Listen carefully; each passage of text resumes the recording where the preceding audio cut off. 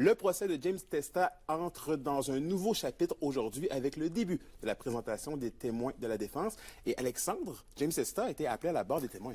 Oui, absolument. Et c'est devant une salle pratiquement vide que l'accusé de plusieurs chefs d'accusation, dont agression sexuelle, traite de personnes, harcèlement criminel et menaces, a débuté son propre témoignage. C'est un témoignage qui devrait s'étaler sur plusieurs jours, de sorte que ce matin, on a débuté par remonter loin dans l'histoire de l'homme. Et tranquillement, Anthony, on est arrivé cet après-midi à ce chapitre sombre de ce qui s'est passé il y a quelques années dans sa demeure à Rouyn-Noranda. Bon, la défense entend présenter un tout autre portrait du milieu de vie particulier qui était le foyer de Testa, ça c'est clair. Une maison, non pas de l'horreur, mais plutôt de l'essai-erreur, où chacun avait sa place.